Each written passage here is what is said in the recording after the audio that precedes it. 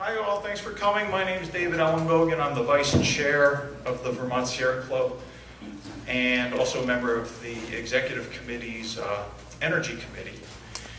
And before I forget, I want to thank everybody. This is an entirely volunteer effort today, and I thank all the panelists in advance and Galloway as well. And a special shout out to Ben Mack of Vermont Law School, who's actually wearing two hats here. He's also a law student as well as a member of the executive committee. When over 20 towns in Vermont voted against tar sands last month, it was only because several environmental groups working together, including the Vermont Sierra Club, worked with a common goal in mind.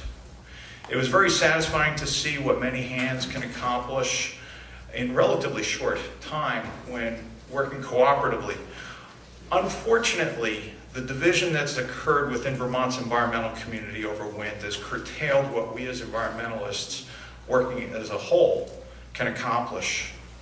Imagine the delight that ExxonMobil's executives must get from watching environmentalists who agree on 90% of the environmental agenda debase each other over the remaining 10%. This afternoon, I implore you all to keep an open mind. Minds are like parachutes. If anybody here thinks that they have nothing left to learn, I invite you to leave now. This is supposed to be a learning opportunity for everyone. Let's strive for the spirit of town meeting day, where friends and neighbors with differing views can still enjoy lunch together. And in that spirit, please do not boo or applaud any of the speakers. Please save your applause for the end.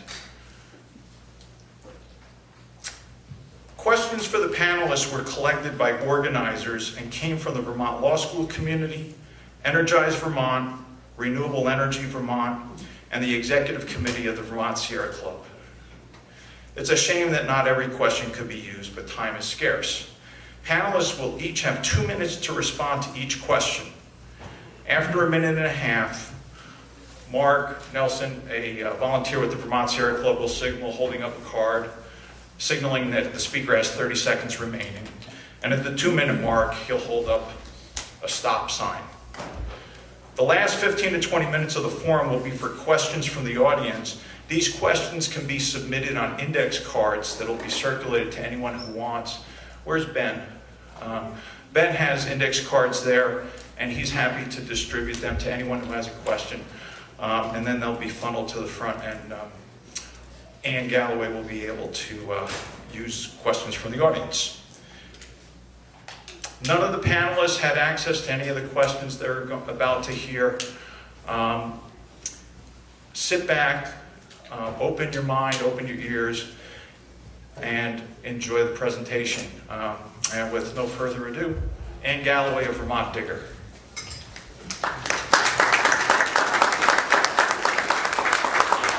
Thank you very much, David, and thanks to all of you for coming today. It's my job to introduce our esteemed panelists. On the far left is David Blittersdorf. In 1982, he founded NRG Systems, a pioneering company in wind measurement technology. In 2004, he founded All Earth Renewables, and he developed in 2009 the All Sun Tracker System, which is a pole-mounted solar array that has become very popular. And he grew up in Pittsburgh. Next is Jeff Nelson. He's the Director of Environmental Services and a principal at VHB Pioneer. He's worked with Vermont Ski Resorts on water resource planning and permitting. Then we have Kevin Jones. He is the Smart Grid Project Leader for the Institute for Energy and the Environment here at the Vermont Law School.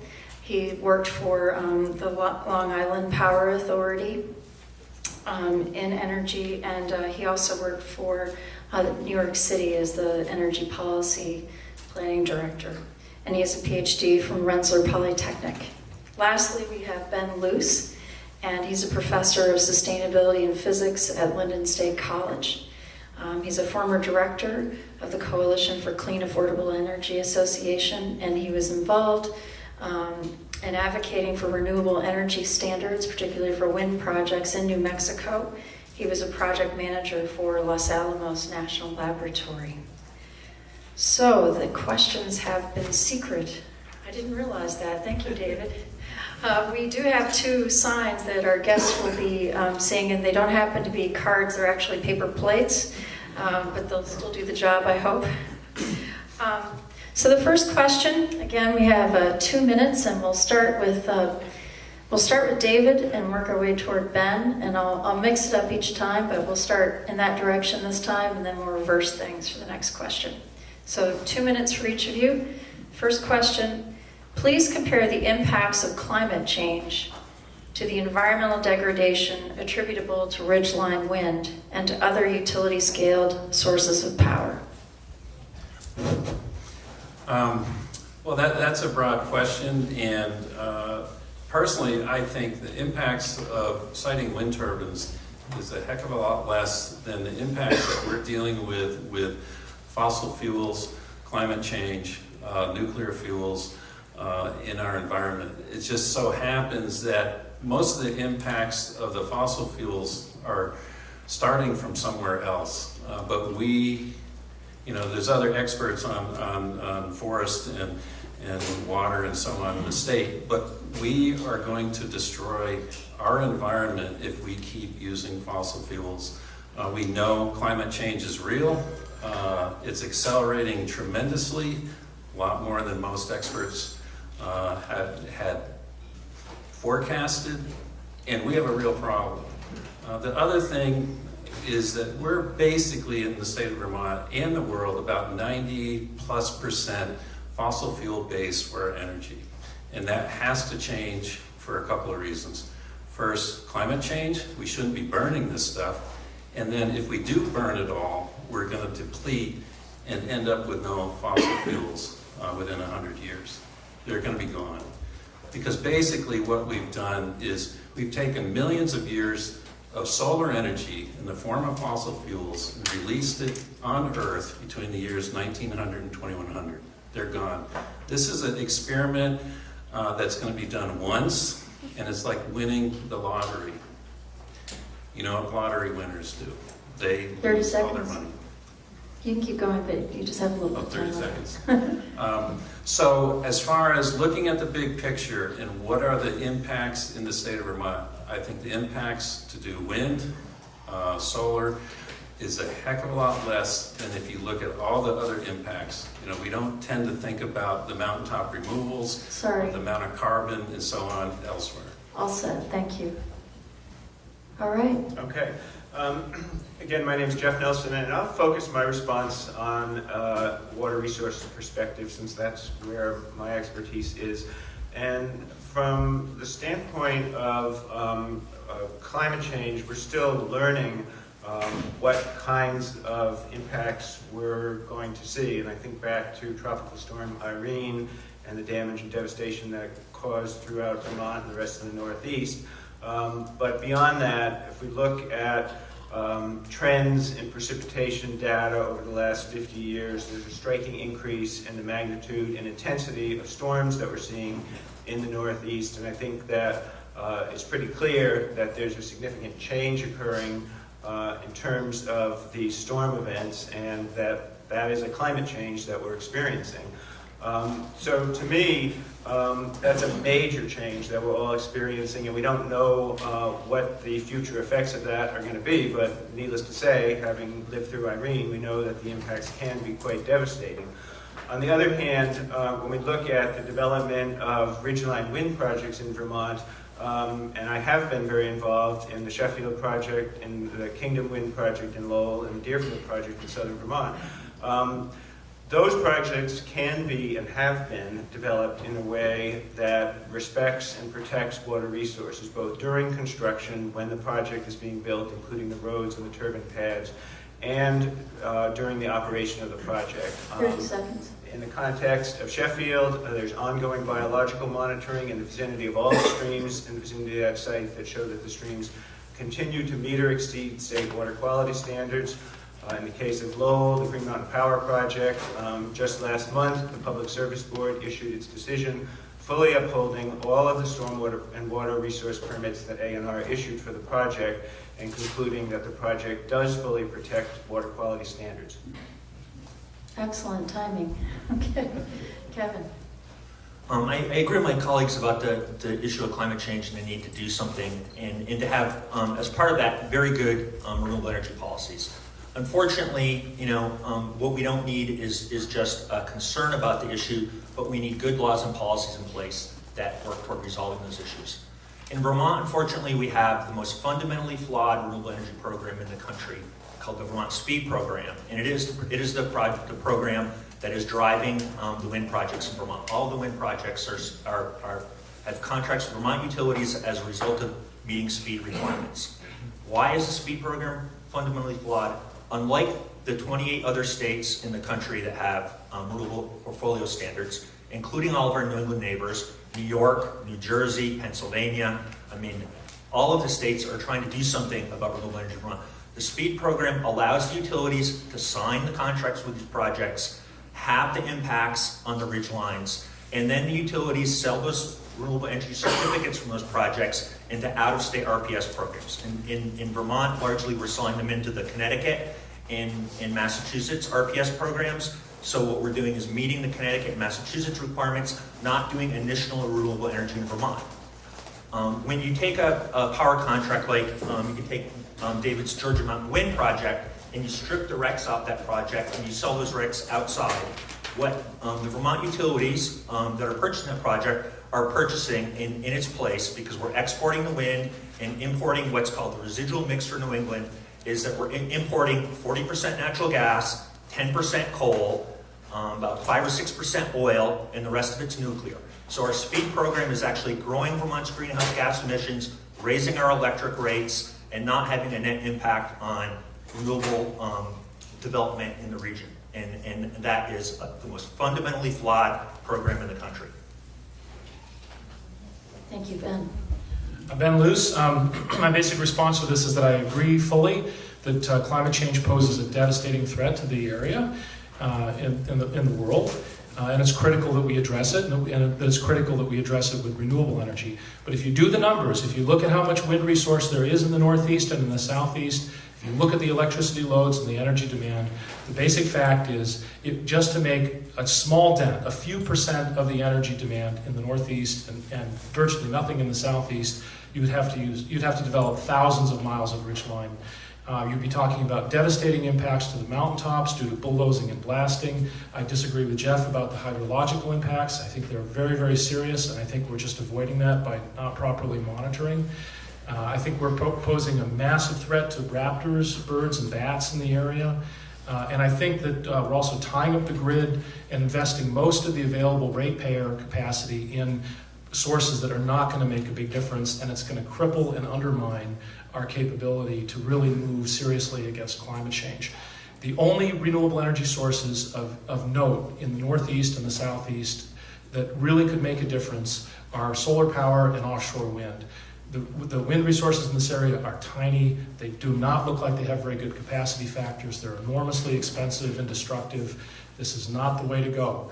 We need to tap into the renewable energy sources that really make sense, really look hardcore at the numbers and the resources, and figure out a plan that's really based on rational science. What we have right now is a corporate-driven plan, largely based on the public's ignorance of the quantitative facts and a kind of soundbite acceptance of the technology. We need to get down and look at this and get down to the real facts. Thank you very much. Given the critical nature of global warming and the need to stop using the atmosphere as a dump for fossil fuel emissions, what energy sources would best allow Vermont to eliminate its use of carbon-based fuels? This time we'll start with Ben and we'll work backwards to David. Could you repeat the question? Of course. Given the critical nature of global warming and the need to stop using the atmosphere as a dump for fossil fuel emissions, what energy sources would best allow Vermont to eliminate its use of carbon-based fuels? The largest renewable energy resources that we have at hand in Vermont and in the Northeast as a whole are basically in order: solar power, thermal energy in the ground, which is a form of solar energy which can be tapped with geothermal heat pumps, and to some extent maybe thermal energy in the air that can be tapped with air source heat pumps. Those are the three that we should be focusing on locally. There might be some chance of bringing in a significant amount of offshore wind at some point, but right now there is no real technical assurance that either that would be economically or environmentally or technically feasible. So at this point, we should be focusing on solar. We're not. We're putting 95% of the resources into wind. We're crippling the solar development in the area, basically due to corporate dominance, and we need to turn that around. Okay.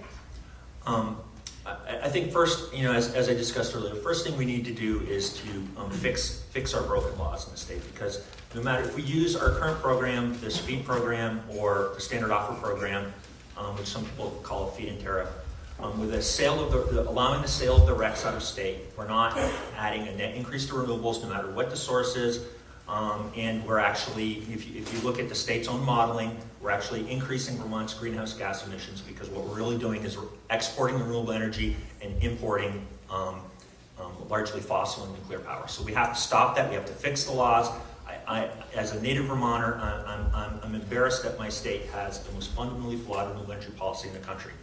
In addition to that, I would agree largely with what Ben Luce has said. I think focusing on solar in the region.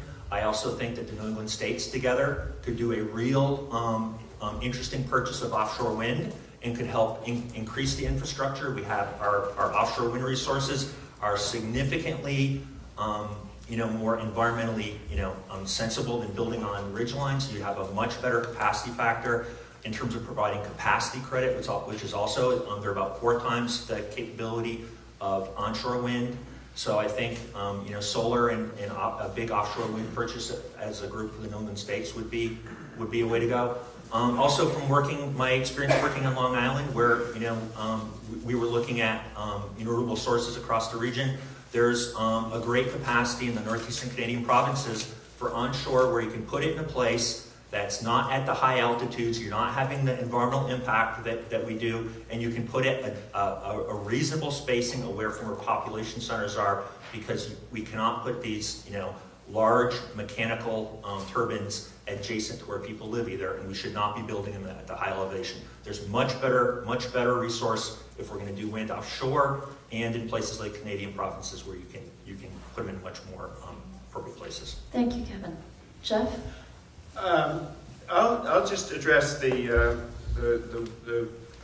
wind topic in terms of the comments that have been made as far as environmental impact, having been very involved in the large wind projects that have been developed in Vermont. I absolutely believe that it is doable and has been done, that these projects can be developed without causing significant environmental impacts, and that's been agreed upon by every board or tribunal that's looked at these large projects. And the state of Vermont has very protective criteria for water resources, for protecting wildlife habitat, and for addressing other environmental factors when a project is proposed. And it's very rare that a project gets approved as it's originally proposed by a developer. There's often a tremendous amount of back and forth that goes on, a tremendous amount of review, where a project is refined in a way that assures that all of the environmental resources are considered, cumulative impacts of these projects are considered, and the project is developed in a way that protects the resources. In addition, unlike virtually any other project that is developed in Vermont, every one of these large projects that have gone forward have had extensive monitoring for a whole host of resources, both during the construction of the project and following construction. So it's not simply a matter of going in, building something, and going away. It's a matter of the project, once permitted, actually has to continue to demonstrate that the impacts are minimal and are being adequately mitigated. Thank you, Jeff. David? The question is really good. What's the best energy sources? We agree renewables are the energy sources. And there's 2 renewables called wind and solar that I consider top tier renewables. When you start burning things like wood, there's pollution and other issues. It's still renewable, but not as clean as wind and solar. Now, we have to be really careful looking at the energy returned on energy invested of renewable technologies. In other words, a modern wind turbine returns at least 20 times more energy than it takes to produce it, run it, operate it, decommission it. Solar today is around 5 to 1, wind is 20 to 1. New oil in the Arctic is on the order of 5 to 1. Tar sands on the order of maybe 3 to 1. Ethanol, 1 to 1. So it makes no sense to use ethanol and call it renewable, because you only get 1 unit of energy for 1 unit of energy going in and out. So this is a critical thing when we look at energy here in the state. Wind is the most economical, returns the most amount of energy with the least amount of impacts. Wind is 1/3 the price of solar. I'm in the solar business. I know this. It's a lot different. And after spending almost 30 years in the wind measurement business, I know wind energy and where the wind comes from, because we measured it all around the world. Vermont has great resources for wind.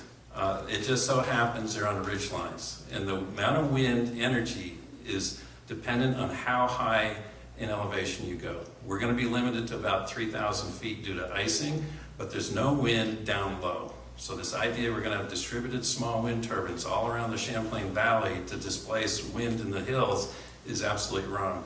Thank you, David. Okay, the next question has to do with other aspects of the environment and the impact on birds, bats, and animals, and human beings. What is the latest peer-reviewed scientific evidence regarding the long-term effects of utility-scale wind turbines on animals, including birds, bats, and humans?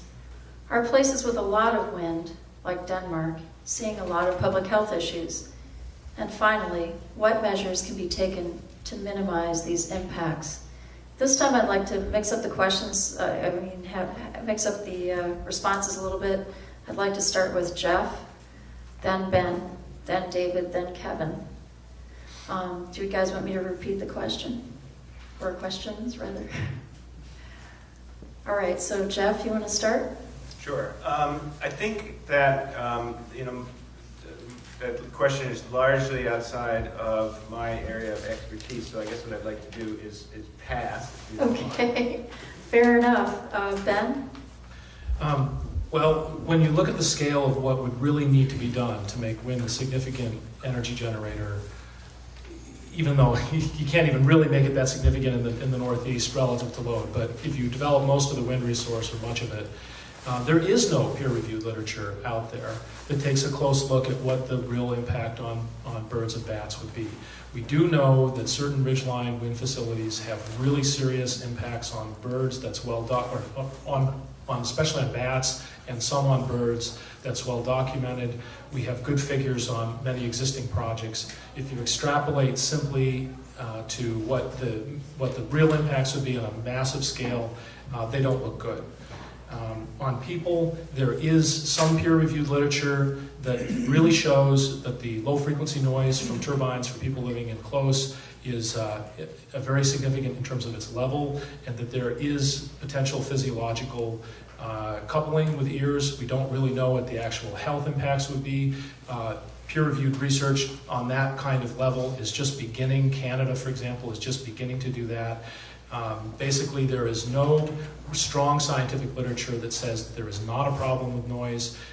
There's a Massachusetts study, which was politically done by a bunch of political appointees, which is not a peer-reviewed study that the wind industry is currently pointing to. 30 seconds. So there isn't a good peer-reviewed case really for or against wind on the basis of noise, birds, and bats. Basically because a lot more of the research still needs to be done, but the evidence does not look good for wind so far, what there is. Thank you, Ben. David, it's your turn. As a developer of Georgia Mountain Community Wind, we have 4 turbines there. We just applied to the Agency of Natural Resources for a thing called a take permit. We have to pay a fee, and what this is to take a bat. Our experts have calculated that operating the wind farm there, we will potentially kill 0.8 bats a year. Now, what's interesting is the bat population has been decimated by white nose syndrome. So if it wasn't for that, taking out 90% of the bat population, we would have to take basically 9 times more bats. But we will kill less than 1 bat per year to do 10 megawatts, 8% of Burlington's electricity. So it's also interesting in the Free Press on the Sunday edition, they talk about the bobolinks, the songbirds that nest in farm fields. Farmers are killing thousands and thousands and thousands of these birds every year just due to their haying practices. If we kill an extra bat, we're fined $2,000. So there's a real penalty. So what do? We mitigate the problem. The wind turbines do not operate below 6 meters per second on the 30 season seconds. that the bats will be flying or around. So that piece of mitigation eliminates about 90% of our problem. So we are not generating electricity when we could because we mitigate the problem. And the reason I use this 0.8 to basically, we have bigger problems out there, winter habitat for songbirds, other habitat issues for how bats are being killed. Actually, homeowners kill a lot more bats than a wind turbine. Thank you, David. Okay, Kevin, it's your turn.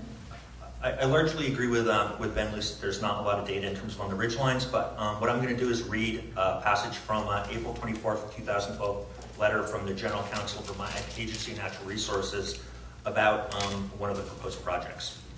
Wind energy projects proposed on ridgelines pose potential land use impacts that are different and often more severe than other projects due to their location, high elevation settings, and the long linear nature of these projects. ANR has identified Grandpa's Knob as a site of exceptional ecological significance. The Grandpa's Knob habitat block is 18,508 acres. Due to its large size and significant location at the north end of the Taconic mountain range, the habitat block provides an important anchor for landscape connectivity, helping to maintain ecological connectivity in both east-west and north-south directions. The Grandpa's Knob habitat block includes many rare species and state-significant natural communities, especially at its southern and northern ends. Based on the exceptional ecological significance of the Grandpa's Knob habitat block, the abundance of state-significant natural communities, and the concentration of rare species, ANR's position is that the entire habitat block qualifies as a rare and irreplaceable natural area. In addition, the natural communities and the rare species also qualify as rare and irreplaceable natural areas on their own and contribute to the significance of the larger habitat block. The proposed wind energy project with 20 turbines along 6 to 7 miles of this ridgeline therefore would have an undue adverse effect on this rare and irreplaceable natural area. In addition to the undue adverse effects on the rare and irreplaceable natural area, the fragmenting effect of the proposed development will result in an undue adverse effect on the natural environment in general.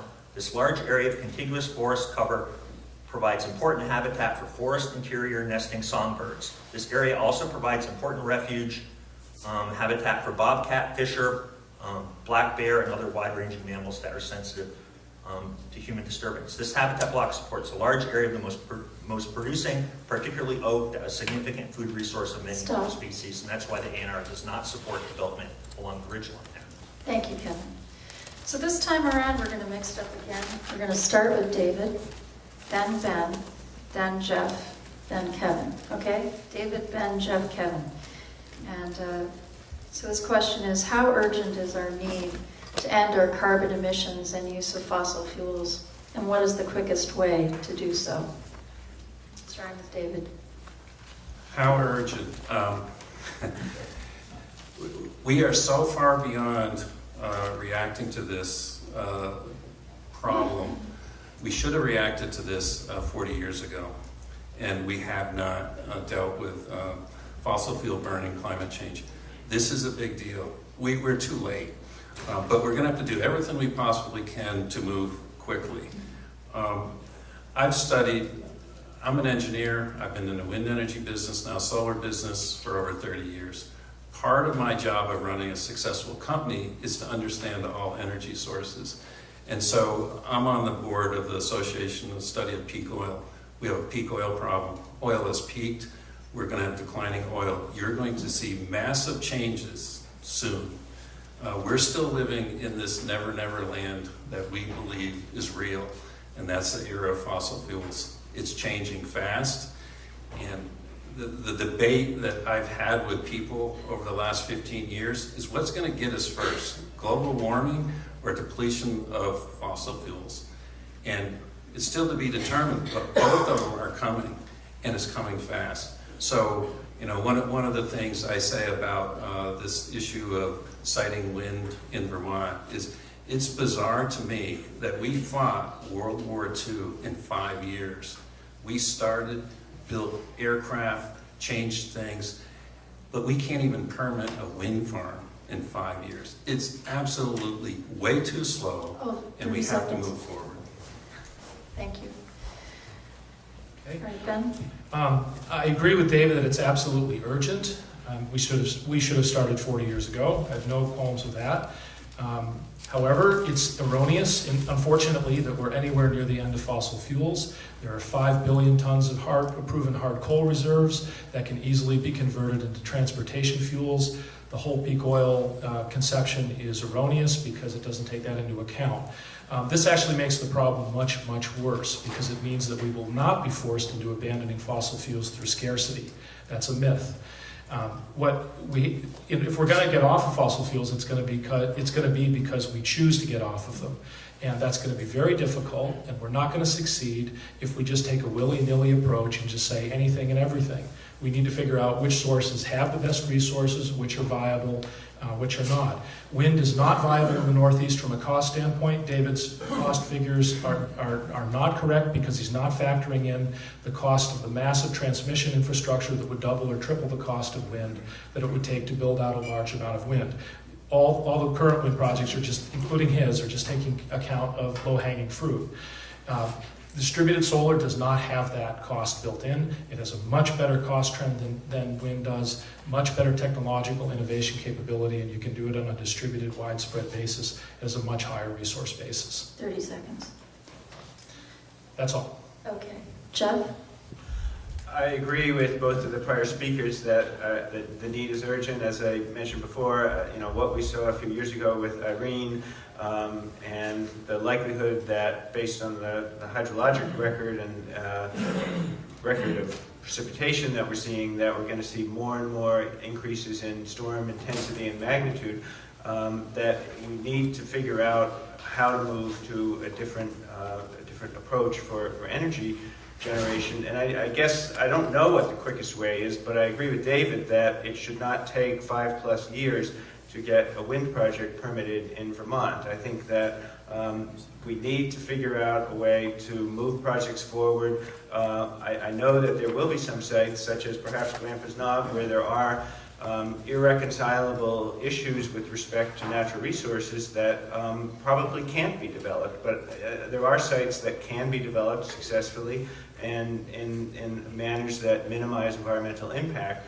And for those projects that can be well designed, well sited, and constructed properly, I don't think it should take 5 years to make that happen. And I'd like to see the state of Vermont, perhaps through the Siting Commission, come up with ways of expediting the approval of well-sited and well-designed projects.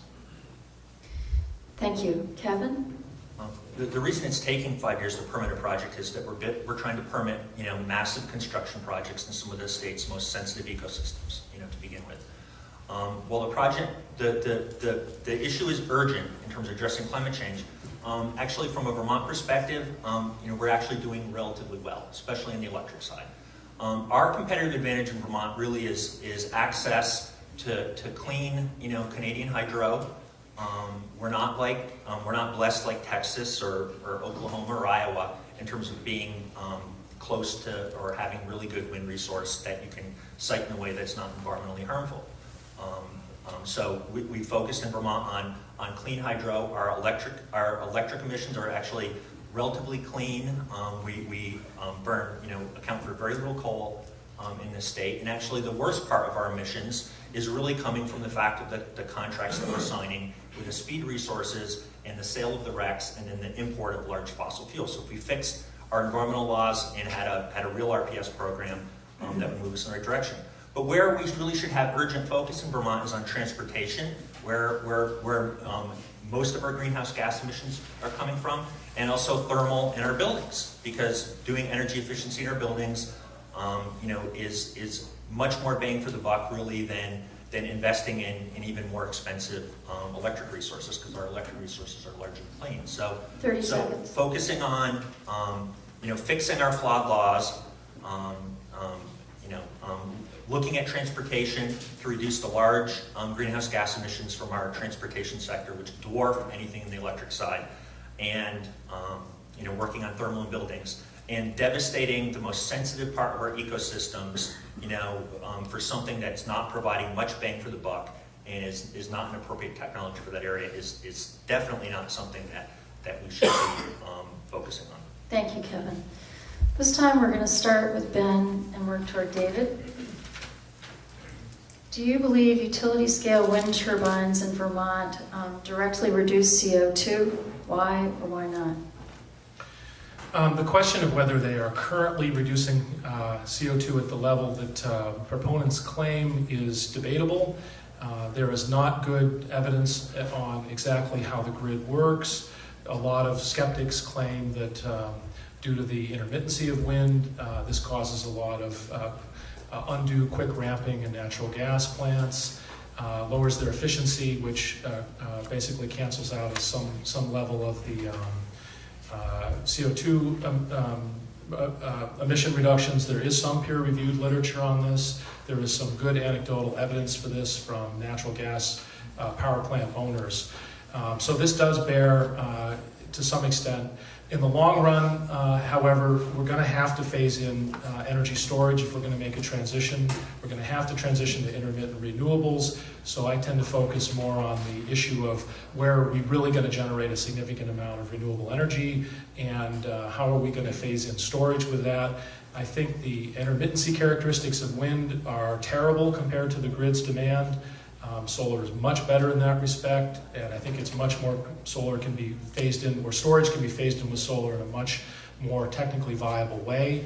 And because of that, we can realize much larger CO2 reductions in the relatively near term than we probably can with wind. But beyond that, it's hard to say. This utility system is a closed system. 30 seconds. Thank you. It's very tough to get any real data on what's really going on. As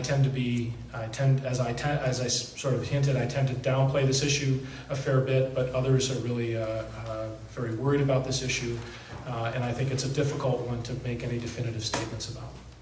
Thank you, Kevin. I think in terms of the technology, a lot of it depends on where you interconnect the wind turbine to. Because what you're backing off for emissions is very region specific. In the Northeast, wind turbines don't have as much of a carbon impact, for instance, as out in the Midwest, where you might be backing down coal. But I think generally there's some climate benefit.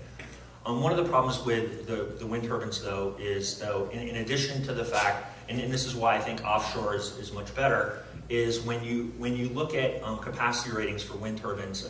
Essentially what we do in the Northeast is look at how much energy they can produce during the peak summer months.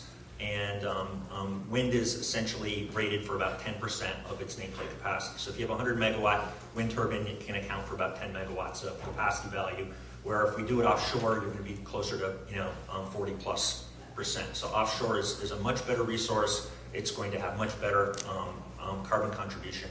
But once again, I have to emphasize in Vermont, because of the flawed process we have, what we're really doing with wind turbines that are part of the SPEED program in Vermont are exporting the wind energy out of state and importing high carbon energy. So it is a fact that as our SPEED program grows and as more wind projects are added in Vermont as part of the SPEED resources and they sell their RECs out of state, that Vermont's greenhouse gas emissions will actually climb. 30 seconds. The state has done modeling that shows, it sounds counterintuitive, the more we grow what is supposed to be a renewable energy and a clean energy technology, the higher our carbon emissions are. And that's because of the flaws in our program and the fact that Vermont, unlike any other state I'm aware of in the country, allows the sale of its RECs into out-of-state programs, not for the benefit of Vermonters. Okay. And could I give my time to David for this response? Sure. Thank you. Oh, I don't know, are we allowed to do that? Well, I'll pass in any event. Okay, all right. David, you're going to have an opportunity to do back-to-back anyway, so. Okay. Wind turbines offset CO2. It's a fact. The idea that we have problems with our grid system that do not handle wind and solar very well and renewables in general very well is because our grid was designed over 100 years ago.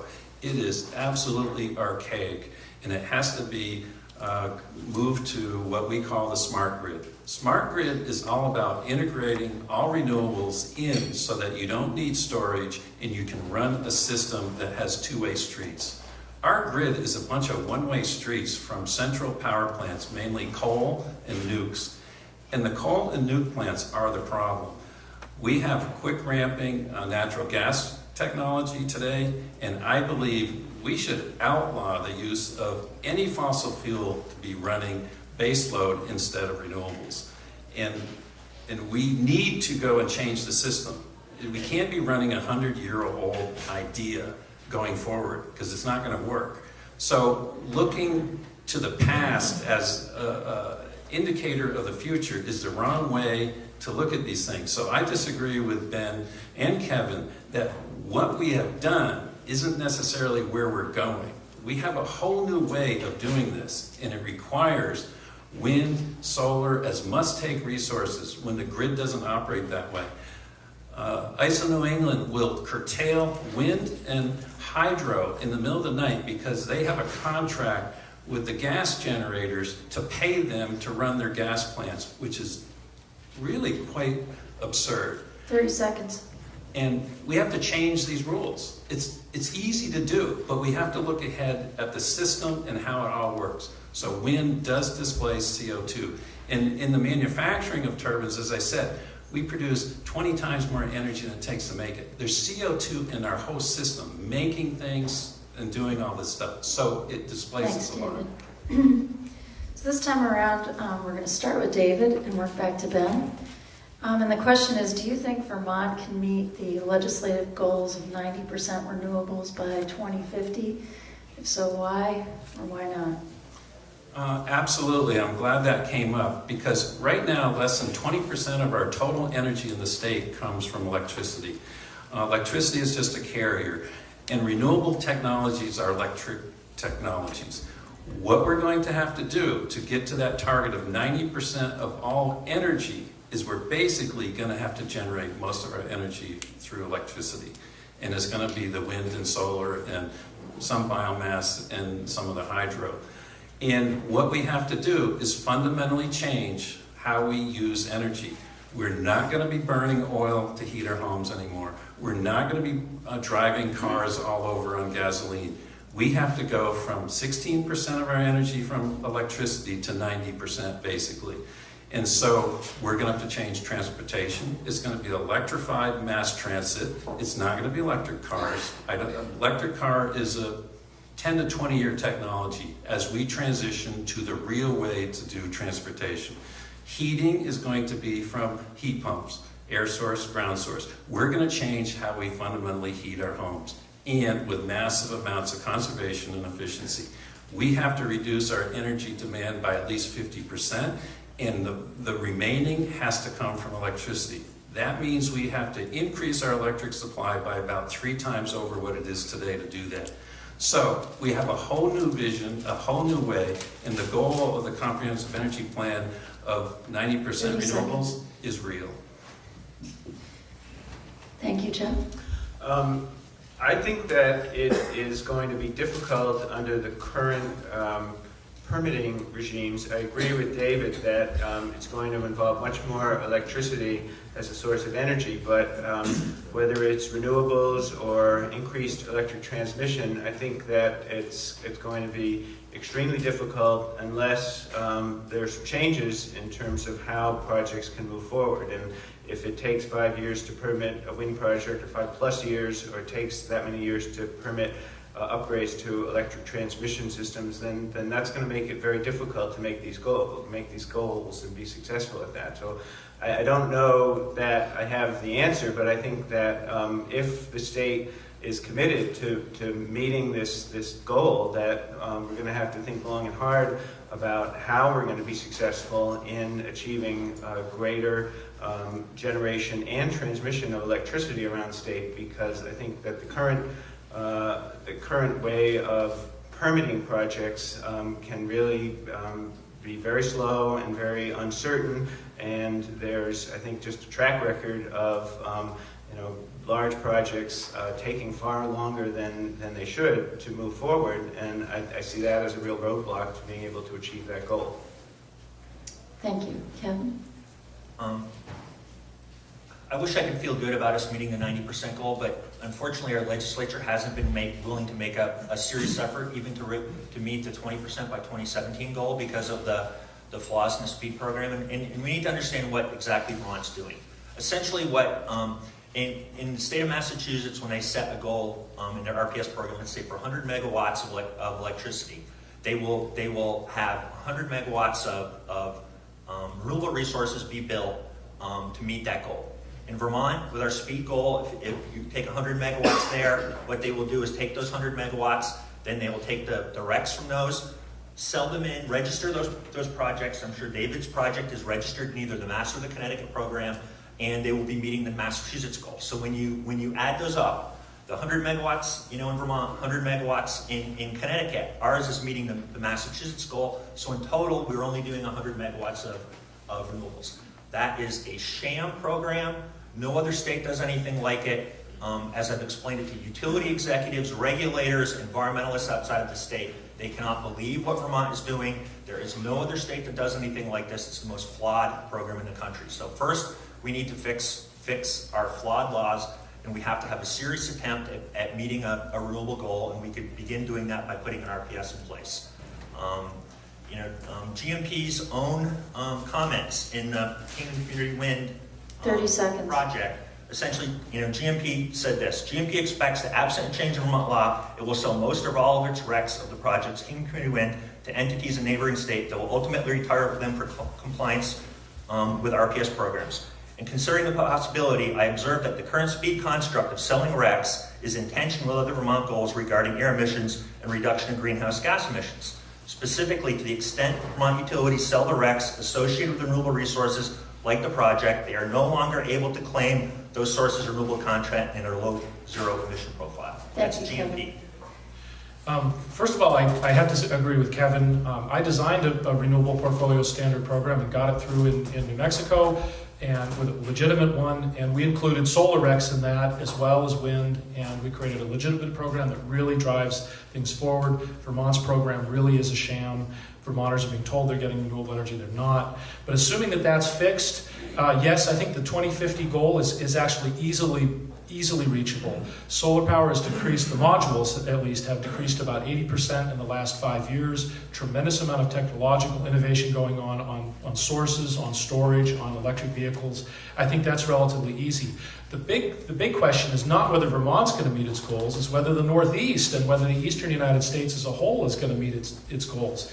That's 30, 40 times just in the Northeast what Vermont's load is. Our load is trivial. That's going to be fairly easy to address. The question is, are we going to lead the Northeast in a direction that's really going to make a difference to CO2 emissions regionally?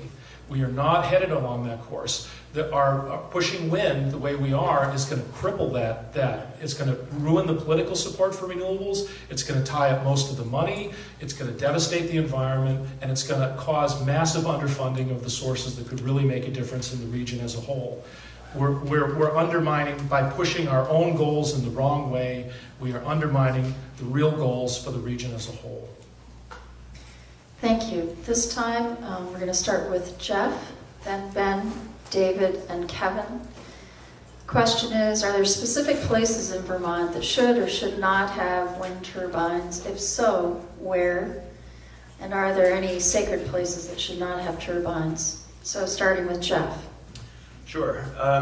I think that there certainly are places that should not be developed, and I think that it's a matter of what the nature of the resources are. The letter that Kevin read spoke about rare and irreplaceable natural areas, and certainly there are such areas that I think really most would agree should be off limits to that kind, whether it's wind development or ski area development for that matter. I think that places that we think of, such as Camel's Hump, would be an area that I think most of us would agree that is not an area that would be appropriate for that type of development. In terms of areas that should be developed, David spoke before about where the wind resource is, and it's certainly important that in terms of maximizing the opportunity to make power, that you need to locate a project where you have the wind resource and where the measurements show that it's viable, as David could certainly speak to. So I think that it's a matter of identifying the areas where that have the resource for wind, and then also looking at them from the standpoint of what the natural resource features are, and finding that balance between developing a project that minimizes impacts while at the same time avoiding some of these sacred or very special areas where natural resource 30 features seconds. are present, and impacts would be unacceptable or cannot be mitigated. Thank you. Ben? I think you have to, think about what David said about transitioning to electricity. The Northeast is going to require ultimately probably somewhere around 100 gigawatts, 100 billion watts of continuous electricity generation, the equivalent of that. Even if you developed basically all the ridgelines in the Northeast, you'd only get to a few percent of that. So logically, if you hold the position that wind is essential to this, you must develop most or all of the high ridgelines. There is no way around that. It's logically inconsistent, numerically, based on the numbers, doing a quantitative analysis to hold that we can set a large number of areas aside and have a few wind farms here and there in the other areas. This is a numbers game. You can't have your cake and eat it too. You can't say that wind is essential to this, and yet we're going to set aside and protect some areas. David himself has been advocating doing 200 miles of ridgeline in Vermont. That's just to meet a fraction of Vermont's electricity load. Think about it. Think about what it would really take to do the whole region. Do the math. It doesn't make sense. Well, this technology is inappropriate for the Northeast. We shouldn't be putting this on any ridge lines. We should be focusing on technologies that have much greater resources, much better cost reduction potential, do not require transmission, have much lower environmental impacts. Ridgeline wind is a disaster for the Northeast, and it's gonna undermine the entire renewable energy movement if we keep pushing it. 30 seconds. Thank you. David? Where not to do wind. As I said earlier, we have icing and fragile environments on our mountains above around 3,000 feet, 3,300 feet. We're not going to do wind really up high. It just doesn't work. It's not right, and that's not where we're going to do it. But we do have about 600 miles of ridgeline in the state that could be developed into wind. Ben is right. I have said we probably need 200 miles of our ridgeline to take care of our energy needs in the state of Vermont. I'm concentrating on what we can do in Vermont. Vermont has to lead the United States and the world on an example of how to become almost 100% renewables. And we have a chance to do that. Frankly, Massachusetts, Connecticut, New York, the high density states of population, they have a huge problem. And actually, they're going to probably want to come and get our resources, just like we're chasing down Hydro-Quebec resources for our benefit and not the Canadians. At some point, the Canadians are going to say, hey, we got to take care of our fellow Canadians in Ontario. We're not going to sell you electricity from our hydro dams. That's going to happen. So we must do a large amount of wind, a large amount of solar to make this possible. Also, I don't use the number of present energy demand as what we're going to meet. We must massively cut our energy intensity. In other words, we have to cut and conserve, and through efficiency, at least 50%, probably 80% of our energy. That's very important because there's not enough renewables to power the whole world with the energy intensity we have today. Thank you. Kevin? just to go back to my statement about the ANR on Grand Post Knob, their comments are also related to the impact, the severe impact that on the ridgeline happens because of the high elevation and the long linear nature projects on all ridgelines. The fact of the matter is that Vermont is not a good resource in terms of acceptable places for development for wind power. Ben Luce has convinced me in the numbers. He's shown me the numbers over the years. The numbers don't work to meet the Northeast's electricity needs through wind power. In Vermont, we just don't have a good resource for it. So, I mean, I would take all the high elevation areas, 1,500 feet and above, off the map in Vermont, because I just don't think there's a compelling need to do wind in Vermont, and I think those areas are just too sensitive for that kind of development. So, and I think we have to factor in another point. David and I both grew up in Rutland County, and if you look at the Grand Post Knob project down there, I mean, you've got the towns of West Rutland, Hubbardton, Castleton, Pittsford. I mean, every place the developer's gone, the towns have voted against the projects. We have landowners down there that actually are turning the developer away because of the impact it's having on the communities down there. We can't keep ripping Vermont apart when you have so much turmoil and so much dissension and so much concern in the communities about the impact of wind power on our ridgelines and on our communities. There are other sources. We've been a leader in energy conservation. We should be focusing on things like thermal improvements for our homes and buildings, where there's the real greenhouse gas impact, and doing much better on community scale solar. One of the unfortunate things about the Vermont projects is we're putting too much money into the big scale projects, and we're underfunding the small scale net metering projects that are very supported in the communities. Thank you, Ben. So this time around, we're going to start with David, then Ben, then Jeff, then Kevin, just so that I can get you guys all confused here.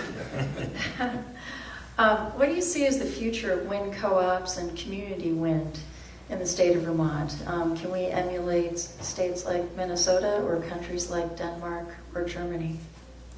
Community wind, community solar. One problem we have in the United States is that we base our incentives based on our tax code, and our tax code goes to businesses. So we have this problem compared to Germany, where they don't have the tax code messing up getting the community involved in financing. We even have things like small investors can't invest because of SEC rules. Because they have to be $1 million investor or more. So we have some things to fix to get the communities to own and participate. But there are ways that we're doing this. It's hard. It takes more money. But that's coming. My company does a power purchase agreement lease. We use the tax code. We use how business is done in the United States and leverage it so nonprofits, schools, other businesses can use the benefits of our tax code, but through a lease type arrangement. It is happening. The idea that a town that doesn't pay taxes can capture a tax credit, it doesn't work. We have these problems, but we're working around them. And so it's not as easy as Germany. One thing we can do is to fix our feed-in tariff or standard offer program. 30 seconds. Make it real, make it large. Right now, we've crippled it. We came out with 50 megawatts in the first legislation set a price. Now it's down to 5 megawatts a year. We have to be doing hundreds of megawatts of this program for wind and solar so that everybody can participate and get a price for their production. Thank you, David. Doing community wind projects in Vermont of any scale is very difficult because wind projects usually are hundreds of millions of dollars in scale, and they involve all sorts of issues, and they're extremely divisive. It's very difficult to really do a true community wind project the way it is in certain rural areas, flat rural type areas where the impacts are low and people really accept it. Doing community solar projects is very easy. I just purchased a number of panels for the rooftop of the Unitarian church that I go to on Sunday. They're easy to put together, they're cost effective, there's enormous potential for them in siting. That's something that we could really get going in Vermont communities, and some groups are trying to promote that. That's a really great, viable way to get it going. You can build projects that are sort of solar orchards and fields. You can also do solar co-ops on buildings and on homes and businesses. Because the distributed nature of solar makes it much more amenable to doing community projects than wind. Thank you. Jeff? I don't know how feasible that is to achieve in terms of incentivizing community wind because of the reasons that David spoke of, but having been through many community meetings regarding developer-proposed wind projects, I think that if there were an opportunity to get communities more invested in the power generation that supports their use of energy, that it would be a really positive thing. And I think that to the extent that there was some way of achieving that, and even not just wind, but as Ben spoke of, community solar projects that could be constructed on town-owned lands. There's some towns in my area in Addison County that are looking at developing solar projects on lands that are owned by the town. So that I think the more people have an understanding of the challenges and opportunities in electrical generation, I think that would be a positive thing. Whether that was community wind or community solar, I would see any of that as being beneficial. Thank you. Kevin? Yeah, I largely agree that the focus on community energy is the way to go. I think it's been one of the shortcomings and one of the problems. I'd agree with David in terms of some of the Vermont programs, and I think we've way underfunded our distributed energy programs, especially the small scale projects. And I think once you do, I agree with Ben, that once you get to the smaller scale projects, you're going to be talking about solar, not wind, because it works better in terms of small scale projects. And it's a lot easier to site them, and there's so many good and appropriate places to put the technology. Actually, in about another week, the Vermont Natural Resources Council has worked with us to bring a group sponsored by the Heinrich Böll Foundation in Germany to have a Belgian and a German that's working on community energy projects in Europe to come talk to us about some of the things that they've learned and help share some of their knowledge here in Vermont. And so I think this is a great future. I think it's where we should be putting our resources. I think big, large-scale projects may have a place, but I think when it comes to solar, especially, there's nothing better than doing and breaking it down to the community level. I worked on a project when I worked for the Long Island Power Authority where we were trying to do a big project, and the goal of the CEO at that time was to make a big splash to do the biggest project, solar project in the state. And so he wanted to do a 20 megawatt solar project. And so what was one of the convenient ways to do a 20 megawatt solar project? Well, we took some federal land that was owned by a federal lab, and we cleared 150 acres of pine barrens to put up the solar. And that's what happens with expediency in large projects. That was, I think one of the problems we have in Vermont is we're not focusing on land use and directing our projects into an area where there's appropriate land use. And I think there's a lot more to be done there. And I think community projects will ensure that better land use, better use of technology and better benefit for the communities. Thank you, Kevin.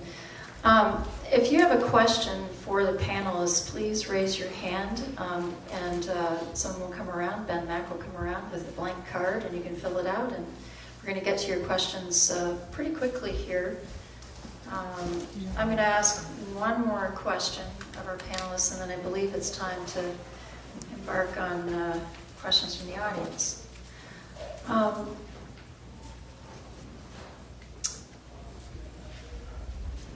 So this is a more general question.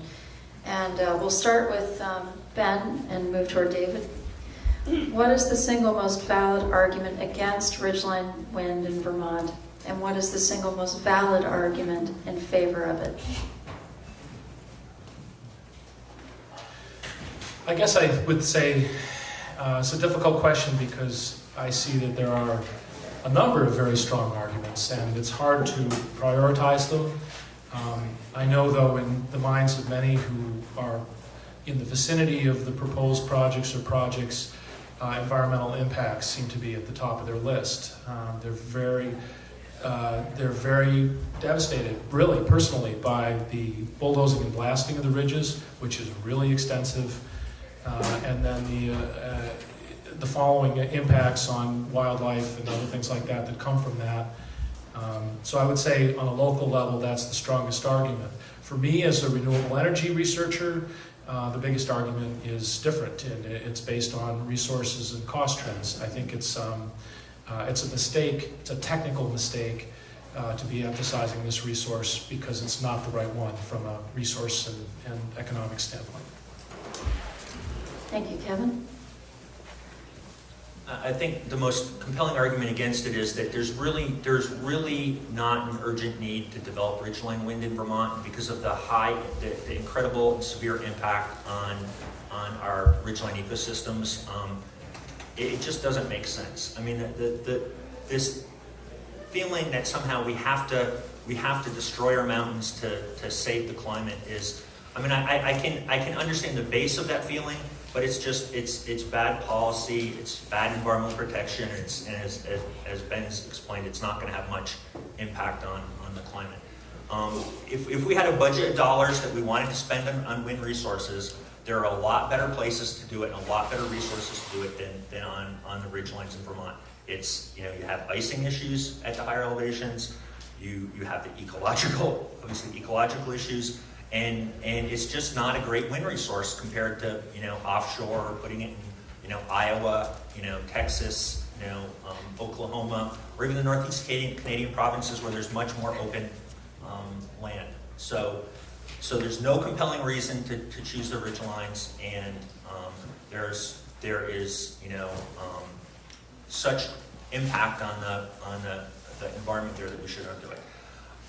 If we had to make an argument for it, I would say at some point in time, if we could make a compelling argument that we had to use some of our ridgelines to deal with the climate issue, then that would be about the only reason we'd want to do that. It would have to be a real compelling argument that we didn't have other sources and that there was nothing else we can do, and we're just not even close to there. That is not where we are today. It's not where we're going to be in the next 20 years. Thank you, Ben. Kevin, sorry. I knew that was going to happen at least once. To me? Yeah. Yes, it's your turn, Jeff. Okay, sorry. I think that from my perspective and the work that I've been involved with, the most compelling reason in favor of developing the projects is that they can be designed in a way, and sited in a way that minimizes impacts. If we're trying to generate energy from wind and you have a project that's properly conceived, properly planned, designed, and executed, that it can be done in a way that minimizes those impacts. Now, that's not to say that the site is completely unchanged. Yes, there is blasting that has to occur and building of roads, but if that's done in a way that's properly executed, you can do it so that hydrology is protected, stormwater is managed, and the resources impacts are mitigated. Having said that, I think that probably in my mind at least, the greatest argument against larger wind projects is just the difficulty and uncertainty of being able to move a project forward. So if you were a utility or a developer trying to develop a project and not knowing how many years it might take and what delays and uncertainties you would run into, I'm not sure how much of a commitment one would want to make from the standpoint of investment without having a greater understanding of what the process was going to be that your project was going to be reviewed under and how you would see a path to success. Thank you. David? Good question. Being a person that's dedicated his whole life to wind energy instead of fossil fuels and nuclear power, what is the big negative on wind? I think it's the elephant in the room is visual impacts, and the reason there's huge opposition in my hometown of Pittsburgh is simply visual. And so the negative is that renewable technologies, I don't care if it's wind, solar, or whatever, that has to capture the natural energy of the wind and the sun or the water, are visual technologies. We have been so used to digging up stuff from underground, whether it's uranium or fossil fuels, and burning it somewhere else that we don't see it. So the big negative is all renewables are visual, and we have to deal with that. And so on the positive side of wind, it is the lowest cost, highest energy yield renewable technology. It is the best thing we can do first going forward. There's been this debate whether we do efficiency, conservation first, or renewables, or what. We must do conservation, efficiency, and renewables now, and put fossil fuels last. And 30 wind seconds. can do that. Wind is very effective, efficient. It's using technology we have today. It's not pie in the sky that we have to dream up anything in the future. It is here and it works. Thank you. So many of you have generously offered additional questions, and I'm going to take the liberty of directing some of these questions to individuals so that we can burn through as many of the questions as possible. Are you going to So, collect these? well, that was Ben Mack's job. He's coming around, I'm sure, to help you with that. We've got lots of questions. So this is kind of a... Put your hand up if you have a question that we need to collect, and Ben will be around. So the first question is kind of technical. Countries around the world have similar renewable energy goals, such as a certain percentage renewable by 2020. Where did this mandate begin? Is it from UN Agenda 21? Does anybody know the answer to that question? Okay, I think we've stumped our panelists on that one. All right, this one I'm going to direct to David Blittersdorf because it regards, it's specifically asking a question of a wind developer. Wind projects have been very divisive to communities in Vermont, tearing them apart and setting neighbor against neighbor with long-term negative effects. Why don't wind developers feel any concern about this consequence? Why a wind developer doesn't feel any concern about tearing up communities? About the divisiveness of projects. Well, I'm sorry, everyone's concerned. We're concerned. We're people too. It is sad that this has happened in places, but I think it's a result of, I hate to say it, that there's an unrealistic expectation of where we get our energy.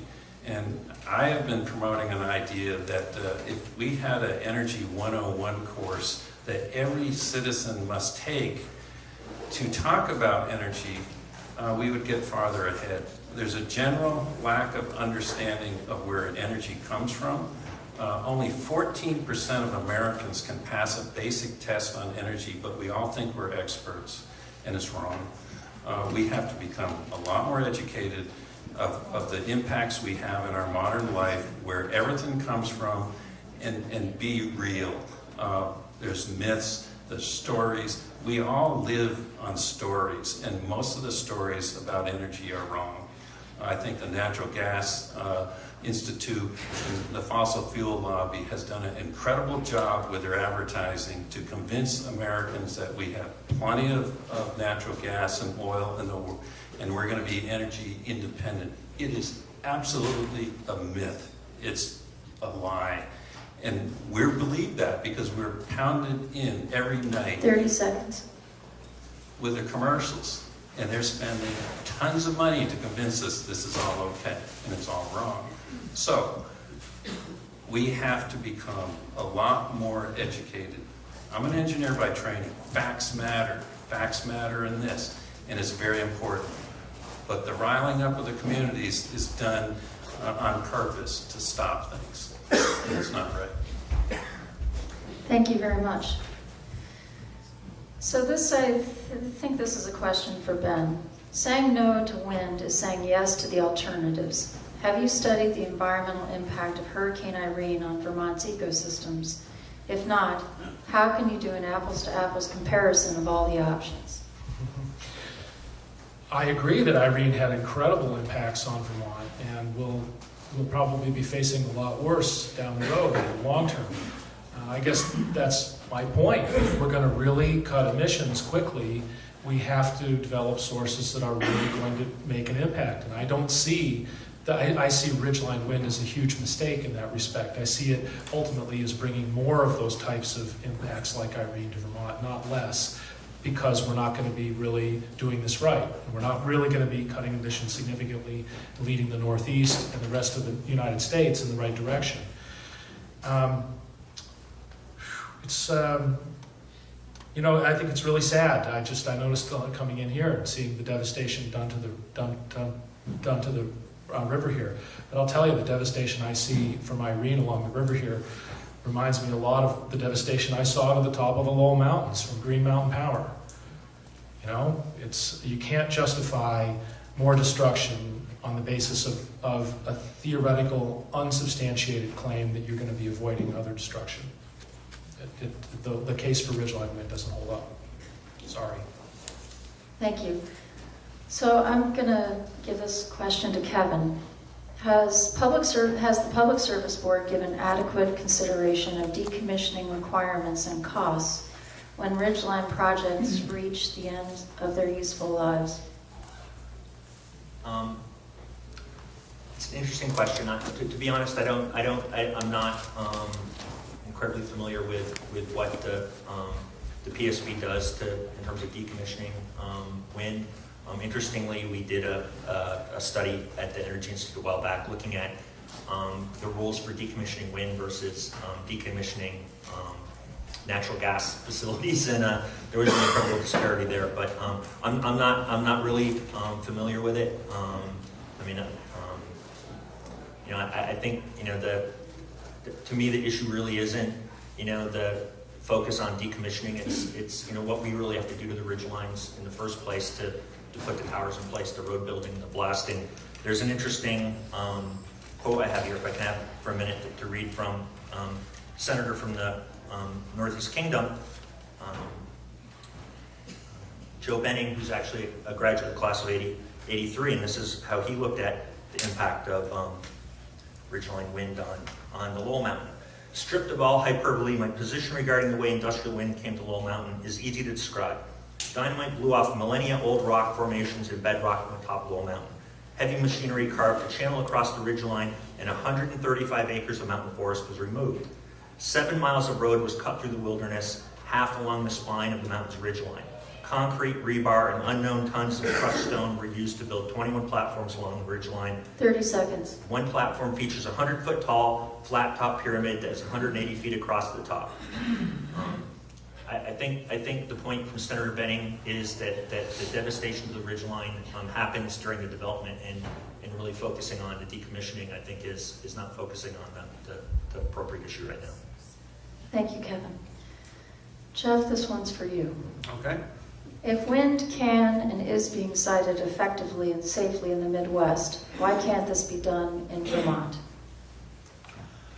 Well, I believe it can be and is being done in Vermont. Obviously, there's a difference between siting wind projects in the Midwest in agricultural lands versus on ridgelines here in Vermont, where the wind resource is in this part of the country. So there are different challenges in terms of the design to manage water and to get access to the site, in terms of building roads so that the equipment can get there to construct the turbines. So I think that from an engineering standpoint and regulatory standpoint, the projects can be built effectively in Vermont, but it's a different set of challenges than in the Midwest. And if I may use the remainder of my time to speak about the decommissioning, I'm very familiar with the requirements that the PSB imposed in the Lowell project, and they were certainly extremely extensive, requiring GMP to remove all of the above-ground infrastructure when the project ceases, to basically scarify soil and revegetate the areas where the project is. There's ongoing monitoring that will be required.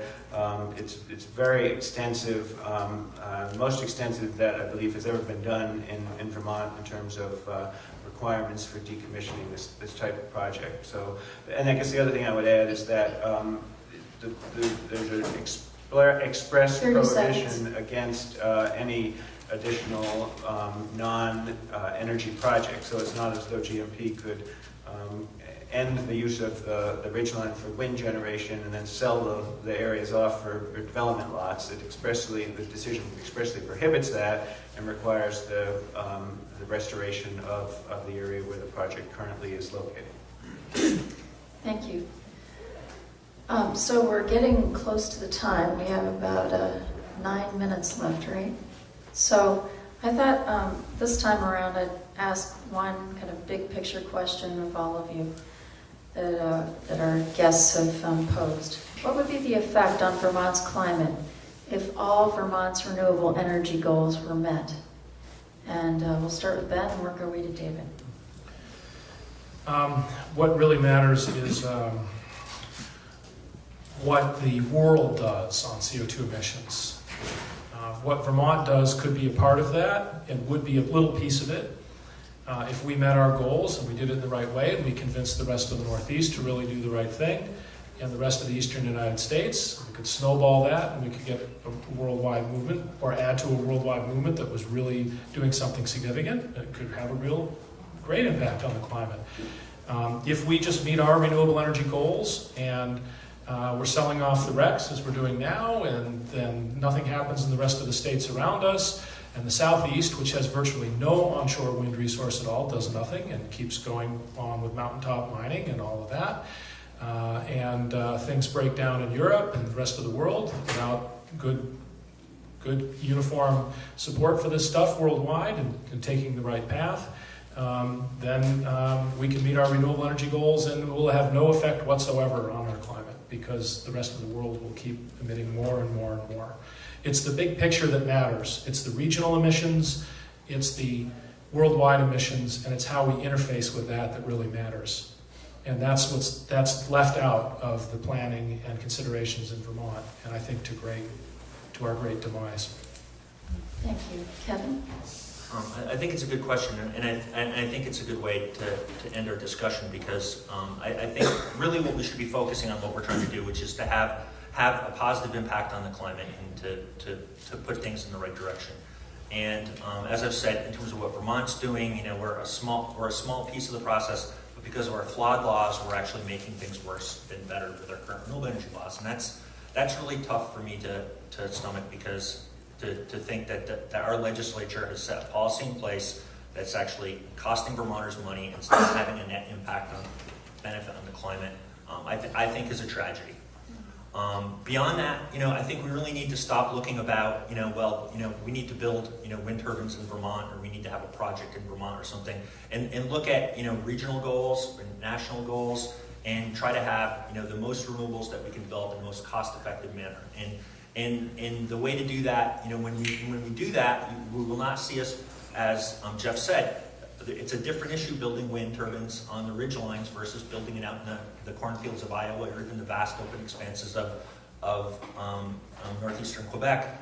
And those are much more cost-effective places to do it. You can do much larger developments. The small developments that we're doing and the additional transmission that we're going to have to build to do those just is not going to work economically, would not work economically if we opened it up and tried to had bigger goals regionally rather than focusing on what we're doing in Vermont. So the Northeast going out and trying to do a significant purchase of offshore wind, I think would be a significant step in the right direction.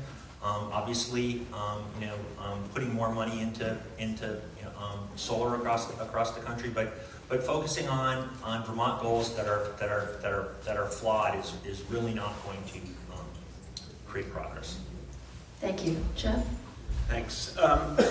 My perspective is obviously that the changes that we're seeing in climate and the effects of that on how we live our lives do not begin or end at the state line. And we're going to continue to see those impacts as we saw during Irene.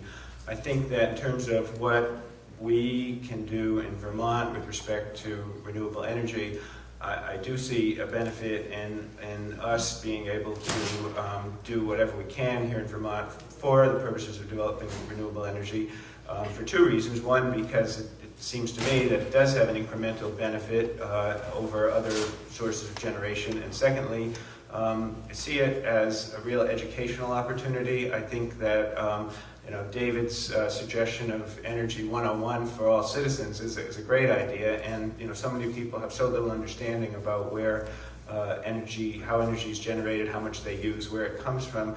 And when you drive down Route 7 in Ferrisburg and see a solar farm, I think a lot of people think about the fact, wow, there's energy being generated, and that's something that 10 years ago you didn't see.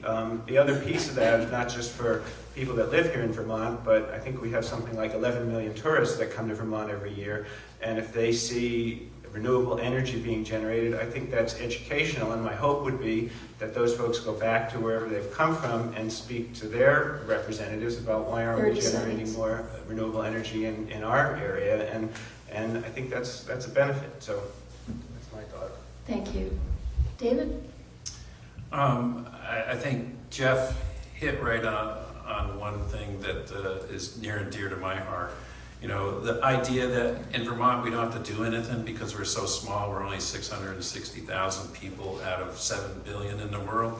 But I think we turned that right on its head and said, we must lead the United States. We must lead the world to show what we can do and how to do it. We're small enough that we have access to government. Any one of us can walk into the State House at any time and meet our representatives or senators. We can do this. We must do this. We need to lead the rest of the world. And we can do it because we're small enough. That's what makes this so amazing. We can smarten the grid. We can put in renewables. We can change our whole system to electrified energy system.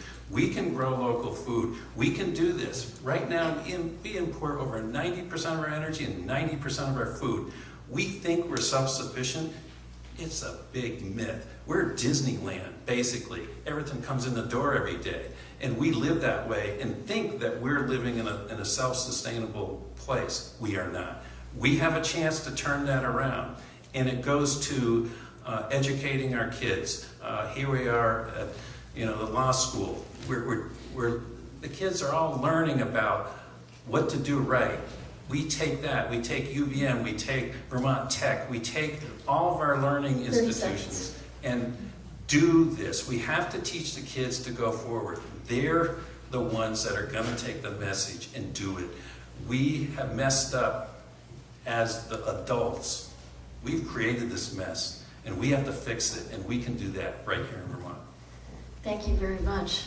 So that concludes our panel. I don't know, David, do you want to say anything else? The Sierra Club has some thank you cards for our participants and for Ann, and I think they all deserve a wide round of applause. And thank you.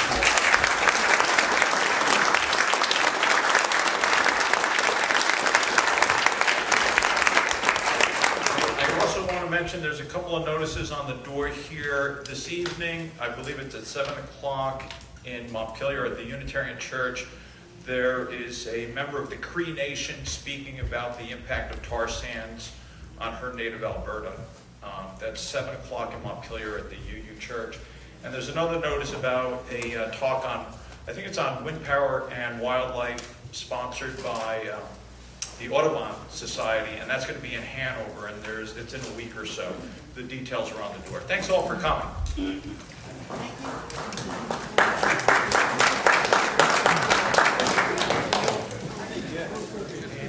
Thank you so much.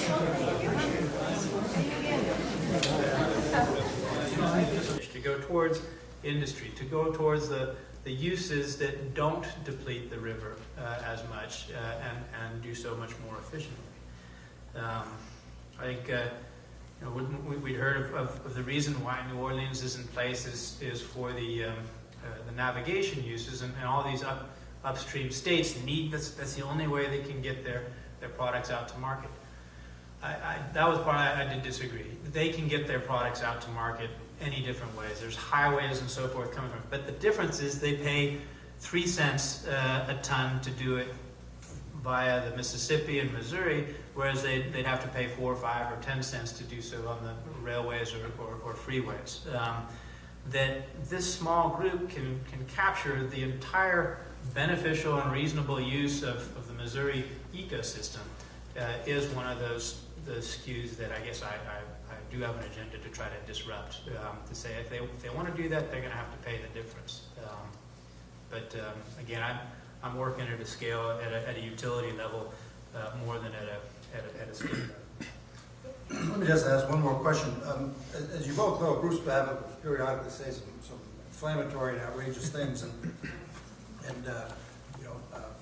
Jamie got to work for Bruce Babbitt. I guess it was after I put those inflammatory things in his mouth. He talked about tearing down dams and ripping up the Mining Act. But one of the things he said, and I think it was after he left office, he said, in light of the storm damage in New Orleans, it would be a terrible mistake to rebuild the city of New Orleans on its current footprint. We're facing rising seas, we're going to face more and more storms, and basically New Orleans as we know it now is indefensible. And New Orleans ought to be reconstructed. This historic core ought to be protected. The Garden District, the French District, and otherwise we ought to turn the rest of it back into swamp and not invest the money in trying to rebuild New Orleans as it is today. There was a debate that went on back and forth about that, and then after about a year, the decision was made, no, we're going to get the Army Corps of Engineers to come in here and put in new levees, and we are going to rebuild New Orleans, not with the same population, mind you, but with the population we've got left, we're going to rebuild New Orleans on exactly the same footprint that it existed on before. So if I put it to you, Mr. Woodley, do you think Bruce Babbitt was out to lunch, or do you think he had something, there was some merit to his thinking? Well, no, I want to address that. I don't think, I said between Thomas Jefferson and Bruce Babbitt, I'll take Thomas Jefferson. So you're a defender. You ought to defend. I think that okay, let's back up a little bit. There's about 4 places in the world that are capable of producing grain crops for export on a global scale. The Pampas,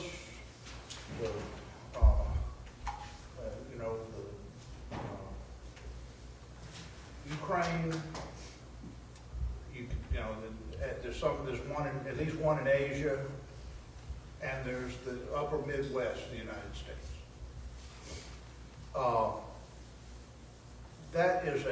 That grain for export to prevent global hunger is a commodity that is governed at the tenths of a cent per ton of transportation cost range.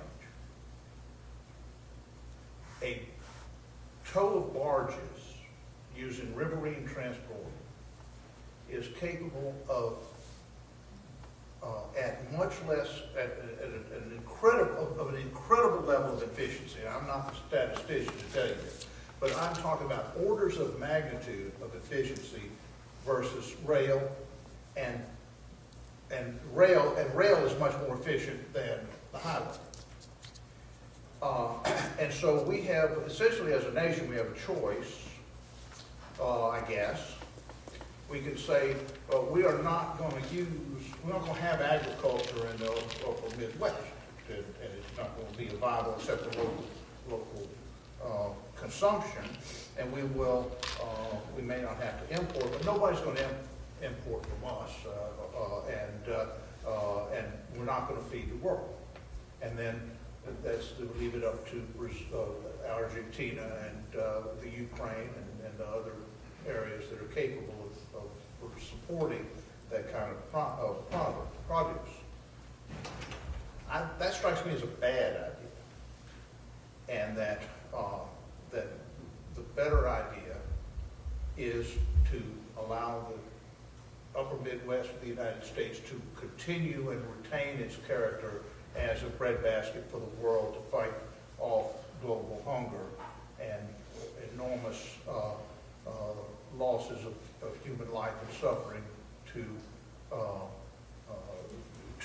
lack of food.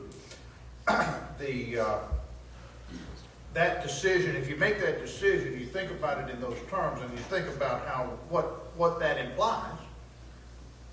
It implies a large port and supporting community on the current footprint of New Orleans. So you cannot do it out of a bistro in the French market. You know, you can't do it out of the Café du Monde while you sip your beignet, your café au lait, and eat your beignet. Okay, you got to have a community there, and that's the only place. There is one other place it could be.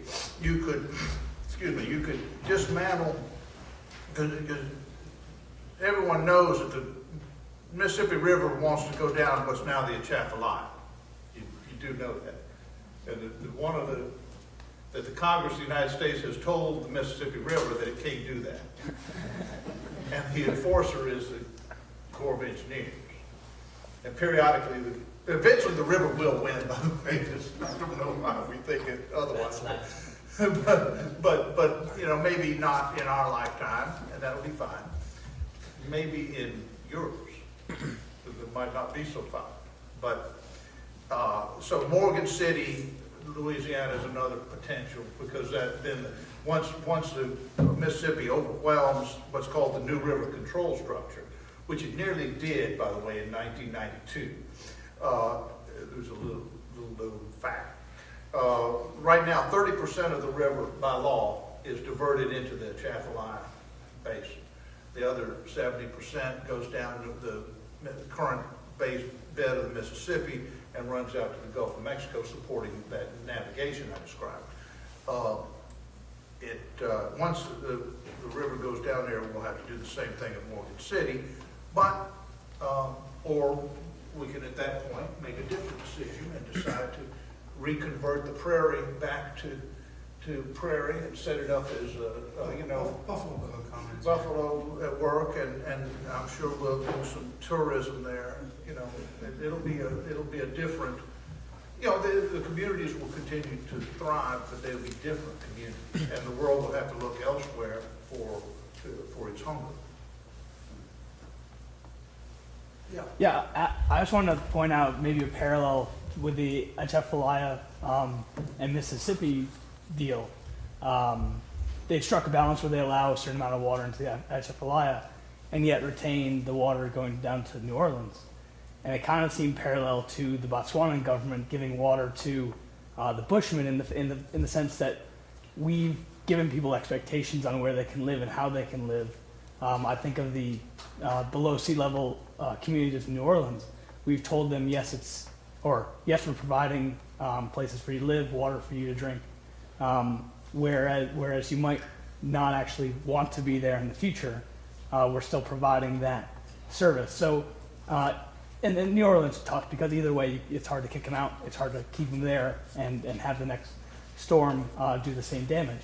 But I just wanted to note just a parallel of the government, not saying it's a bad thing, but the government making an expectation of where the water's going to go and how the water's going to be allocated, whereas it might be, whereas over time it's not going to want to stay in the same course. And that's the only thing I wanted to point out. Mr. Woodley talked about the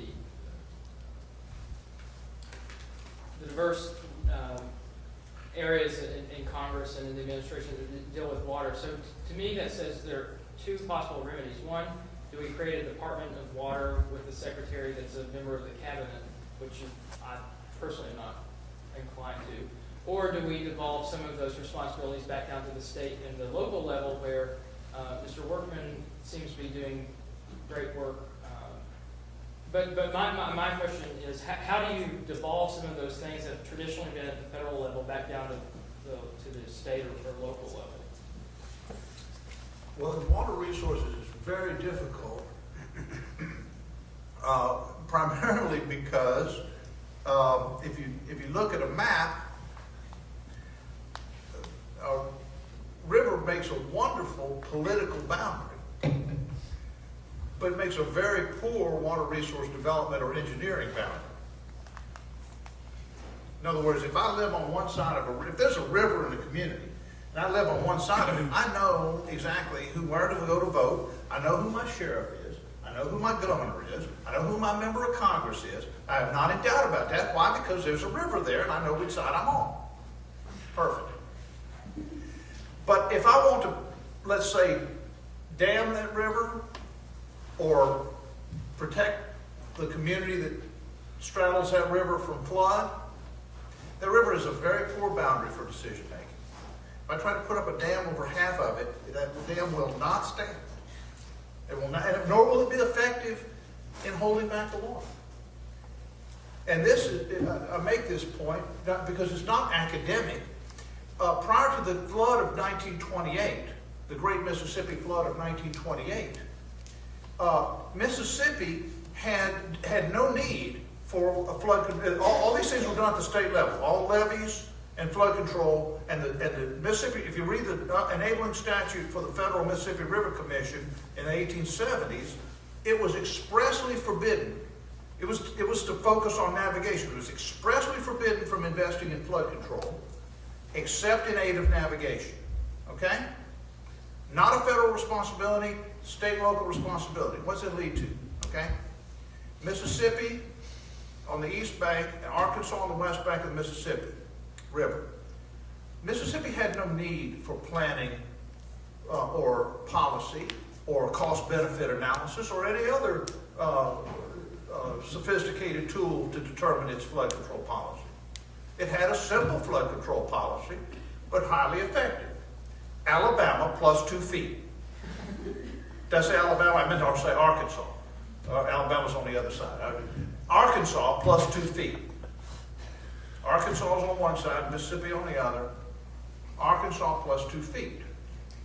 If the river comes down, if they have 2 feet freeboard over on their levee, over Arkansas's levee, then the river will spill over Arkansas's levee before it reaches the top of Mississippi's levee. Mississippi will experience no flooding. Arkansas will go 10 feet under. Okay? Now, you look at that, and that's not, I'm not making this up, this is in history, it was in law. Okay? You look at that and say, do we need a federal policy? Do we need some agency that's capable of looking at both sides of the river? There are 2 agencies in the country, in the federal government, that are organized on watershed basis. If you look at the map of the Corps of Engineers and their districts, you're familiar with the federal regions, region 1, 2, 3, 4. We're in 1 here. I live in 3, that's headquartered in Philadelphia. This is Boston, region 1. All your federal agencies, EPA, etc., based on that, okay? 2 agencies don't follow that rule. Can you guess them? I mean, one's fairly obvious. I'm sitting here. Hello? Army Corps of Engineers. What would the other one be, do you think? It's a U.S. Coast Guard. Because you don't want to rescue just the people on one side of the river either. You want to rescue both people regardless of which side of the river they live on. Those are the only 2 agencies organized by watershed and not by political boundary, because